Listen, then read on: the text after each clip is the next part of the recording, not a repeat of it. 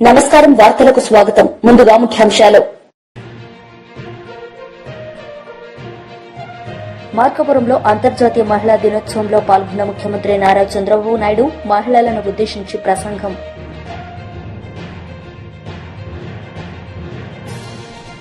Secunderabad parade grounds లో ఇందిరా మహిళా శక్తి సదస్సులో పాల్గొన్న ముఖ్యమంత్రి రేవంత్ మహిళలను ఉద్దేశించి ప్రసంగం.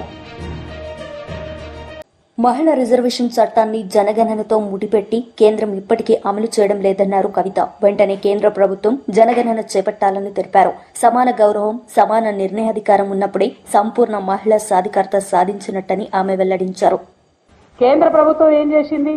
మనకు 2023లో రిజర్వేషన్ చట్టం తీసుకొచ్చింది. మహిళా రిజర్వేషన్ చట్టం తీసుకొచ్చి ఏమన్నారు? ఇంప్లిమెంట్ చేస్తామన్నారు. కానీ దాన్ని దేంతో ముడిపెట్టిరు? జనగణనతో ముడిపెట్టిరు.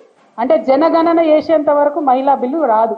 రాకపోవడం వల్ల ఏం జరిగింది? ఇవాళ మహారాష్ట్రలో ఎన్నికలైనాయి, అక్కడ ఎమ్మెల్యేలు కాకుండా మహిళలు ఆగిపోయారు.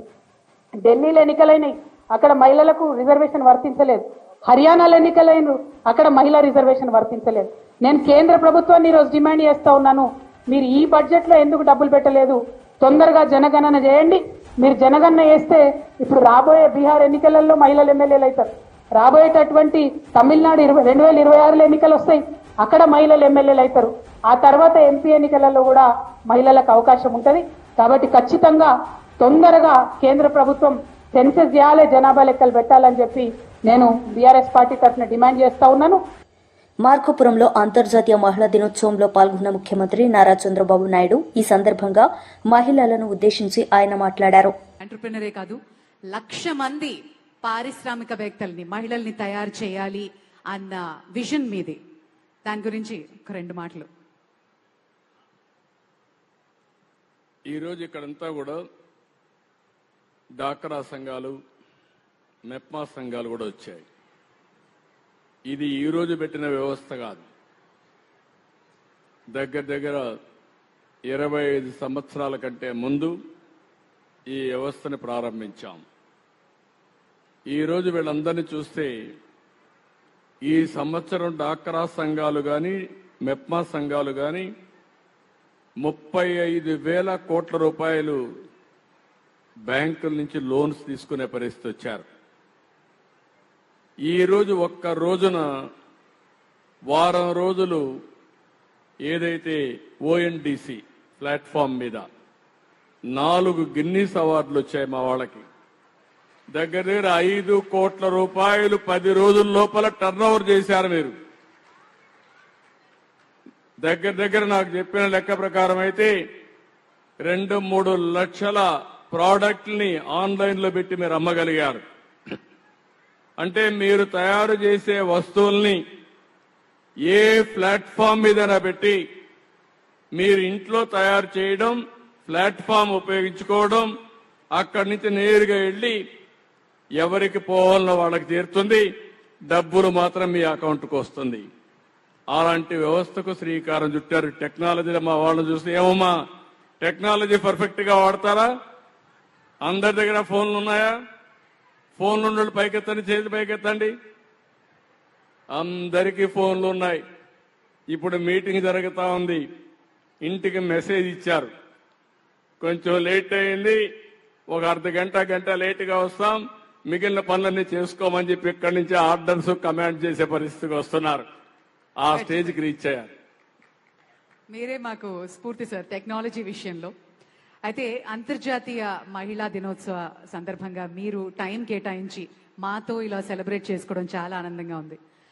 మిమ్మల్ని జీవితంలో మహిళా దినోత్సవ సందర్భంగా గుర్తు చేసుకోవాలి అంటే ఆ మహిళ ఎవరు? మిమ్మల్ని ఎంతగా ప్రభావితం చేశారు? మీ భార్య గారా, అమ్మగారా? ఎవరికి వారే. కానీ ఈరోజు మీరు ఒకసారి చూస్తే మా మిస్సెస్ ఉంది. ఎందుకంటే అందరికి కూడా ఒక ఆలోచన ఉండాలి. అవకాశాలు ఇస్తే అవకాశాలు ఉపయోగించుకోవాలి. అదే సమయంలో మన సమర్థత నిరూపించుకునే అవకాశం వస్తుంది. బిగినింగ్లో మా మిస్సెస్ కూడా వ్యాపారాలు చేయడం తెలియదు.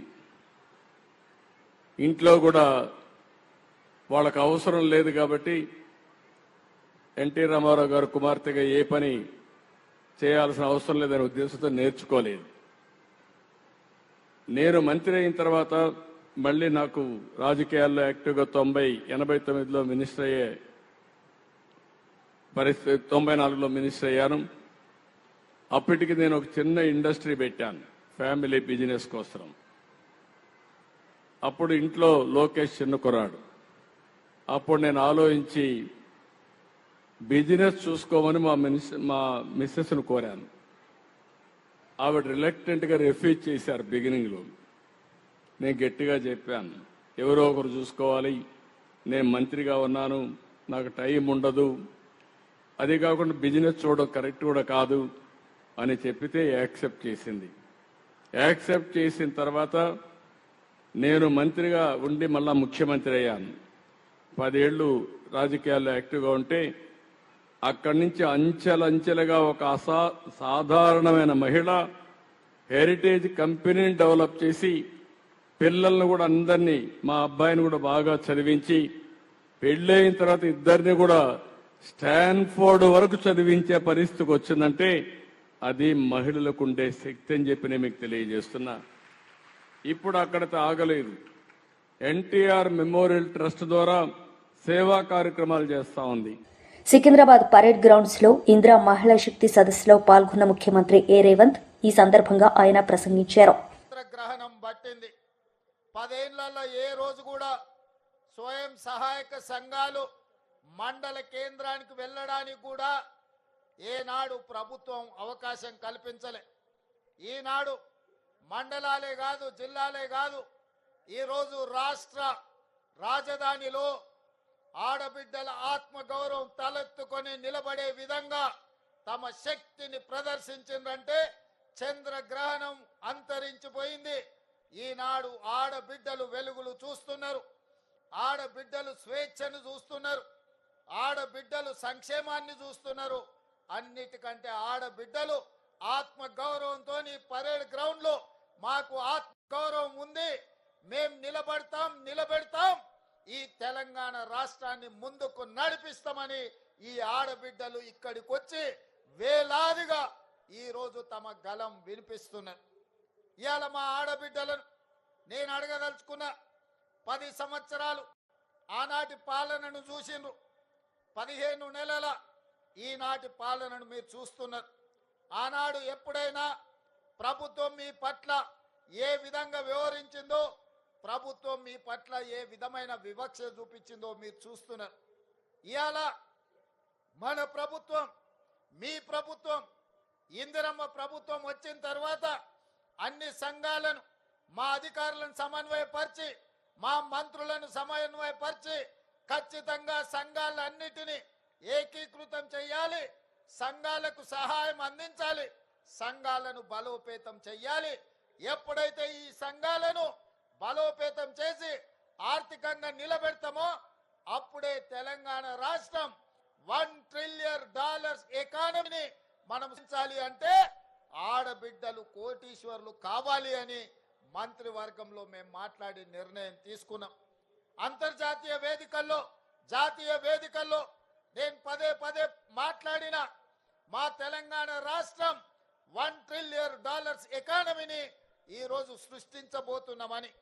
అది నా శక్తి మీద విశ్వాసంతోనో, నా పనితనం మీద నమ్మకంతోనో కాదు.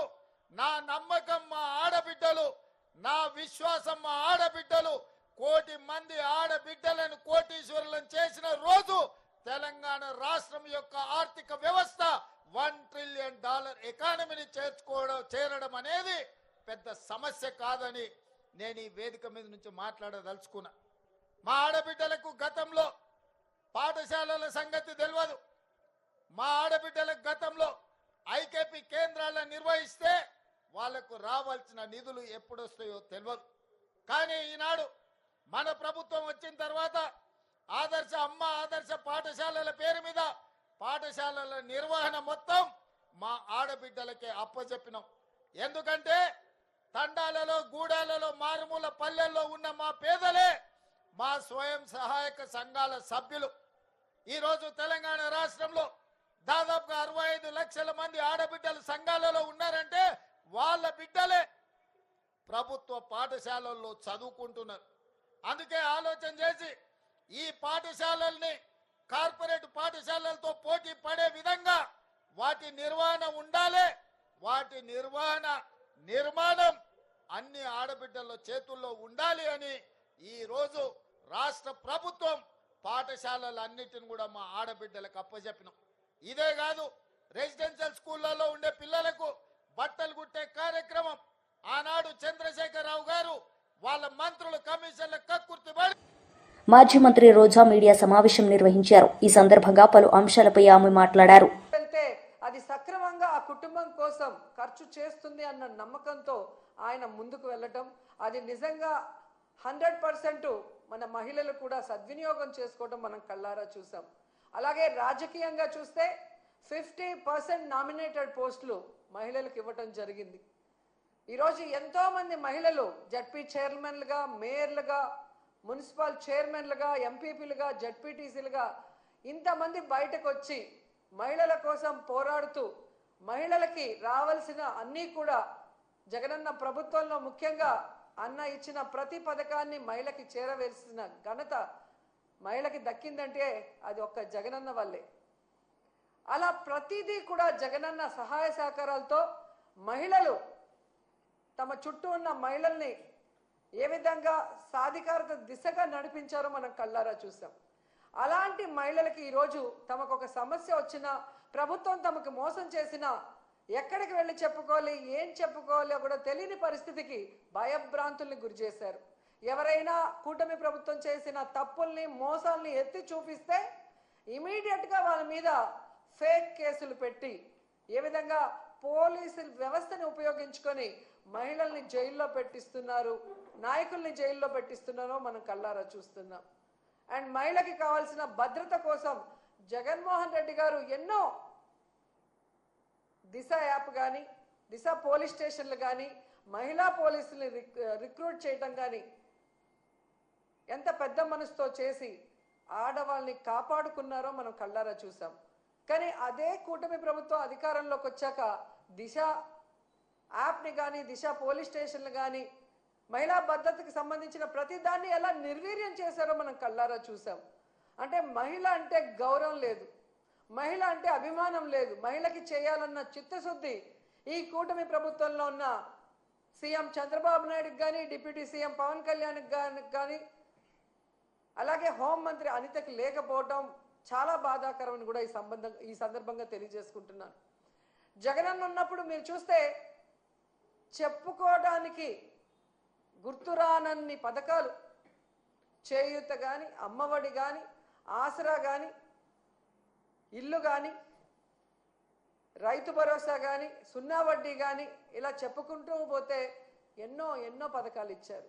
కానీ చంద్రబాబు నాయుడు వచ్చిన తర్వాత ఆయన ఇస్తున్న పథకాలు ఏంటి అంటే చంద్రన్న పగ, చంద్రన్న దగ, చంద్రన్న నిత్యావసర వస్తువుల ధరల బగబగ, అలాగే జగనన్న మోసం, చంద్రన్న మోసం, చంద్రన్న తల్లికి పంగనామం, అలాగే చంద్రన్న నిరుద్యోగులకు వెన్నుపోటు, ఇలాంటి పథకాలు తప్ప చంద్రబాబు నాయుడు చెప్పిన ఒక పథకాన్నైనా ఈరోజు ప్రజలకు ఇచ్చారని నేను అడుగుతున్నా.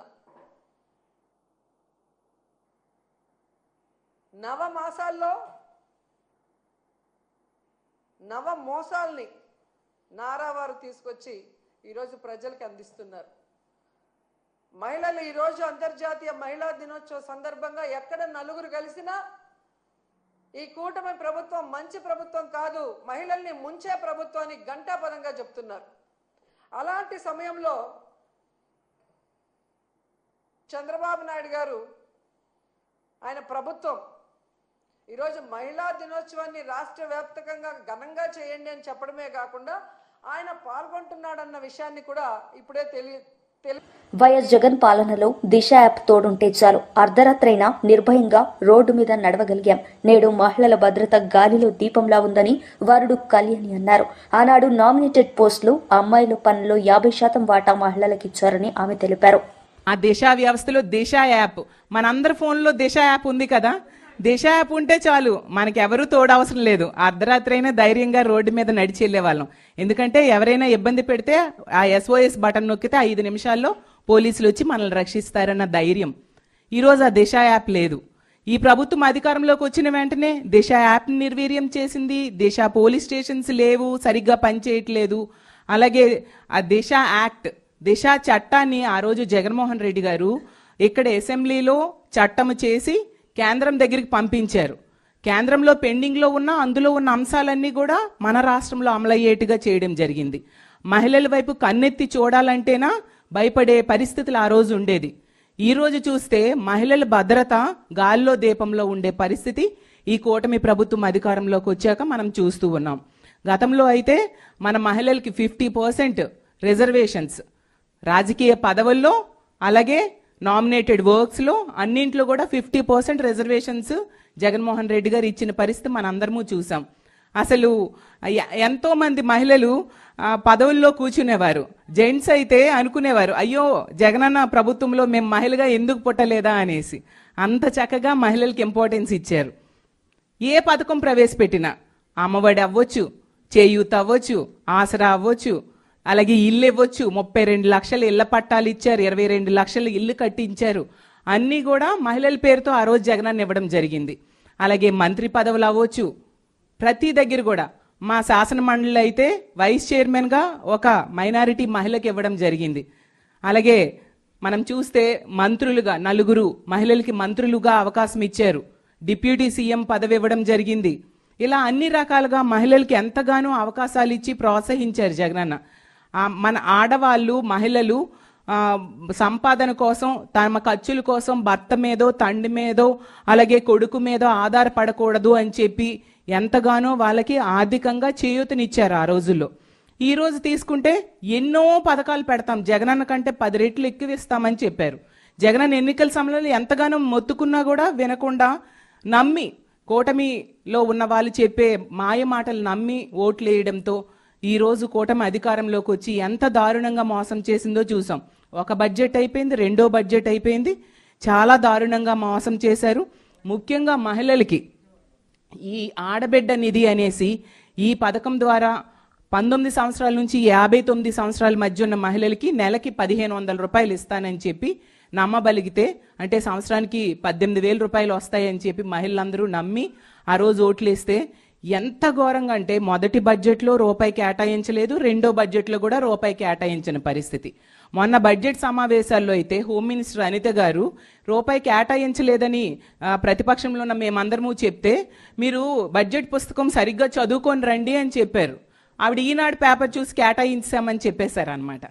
చూసే రూపాయి కేటాయించలేదు. ఈ రెండో బడ్జెట్లో కూడా రూపాయి కేటాయించిన పరిస్థితి. ఎంత దారుణంగా ఈ ఆడబిడ్డ నిధి అని చెప్పి మహిళలకి మోసం చేశారు. అప్పుడు చక్కగా చేయూత వచ్చేది జగనన్న ప్రభుత్వంలో.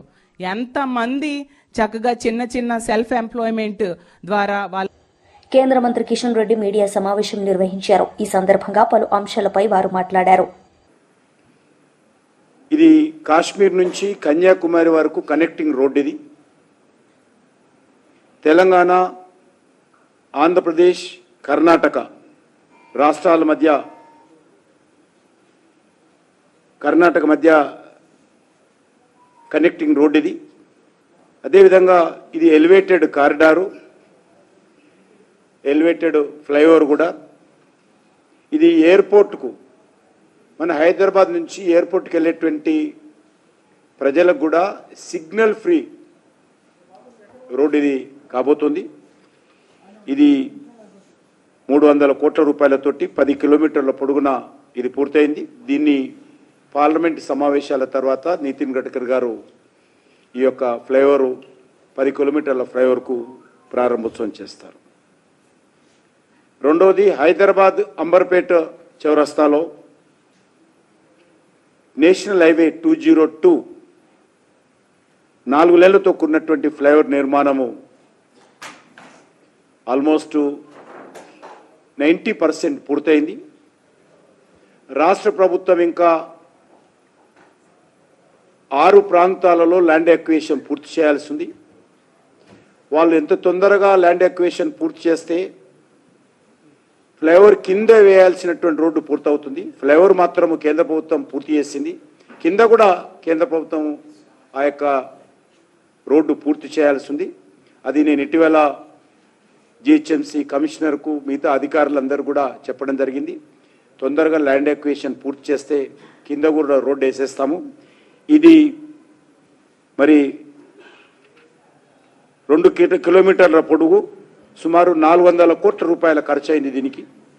ఇది కూడా NH 163 తెలంగాణలోని ప్రధాన పట్టాలైనటువంటి యాదాద్రి, భువనగిరి, వరంగల్ అర్బన్, ములుగు, ఛత్తీస్గఢ్ కలిపేటువంటి రోడ్డు ఇది. ఇది ఎన్టీ రామారావు గారు ముఖ్యమంత్రిగా ఉన్నప్పుడు ఈ నేషనల్ హైవే వైడనింగ్ చేయడం జరిగింది.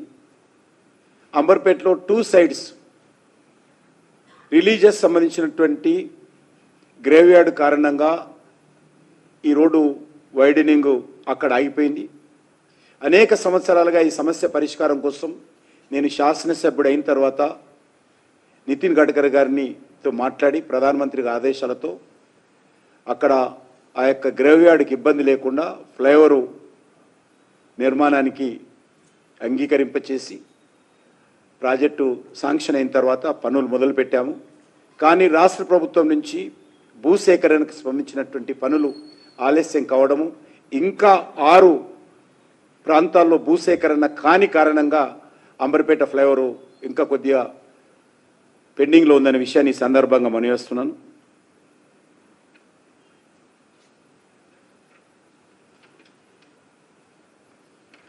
అదేవిధంగా మూడవది NH 167 మహబూబ్నగర్ జడ్చర్ల మధ్యలో 16 కిలోమీటర్ల జాతీయ రహదారి 193 కోట్ల రూపాయల ఖర్చుతో ఇది కూడా ఇంకా అక్కడక్కడ ల్యాండ్ అక్విజిషన్ చేయాల్సి ఉంది. గవర్నమెంట్ ఆఫ్ ఇండియా ఈ రోడ్డు ప్రారంభోత్సవానికి సిద్ధంగా ఉంది. దీని కారణంగా మహబూబ్నగర్ జడ్చర్ల మధ్యలో ప్రయాణ సమయం తగ్గుతుంది, ట్రాన్స్పోర్టు వేగవంతంగా వెళ్ళడానికి అవకాశం ఉంటుంది. ఇది తెలంగాణ. వార్తలు ముగించే ముందు ముఖ్యాంశాలు మరోసారి. మార్కాపురంలో అంతర్జాతీయ మహిళా దినోత్సవంలో పాల్గొన్న ముఖ్యమంత్రి నారా చంద్రబాబు నాయుడు మహిళలను ఉద్దేశించి ప్రసంగం.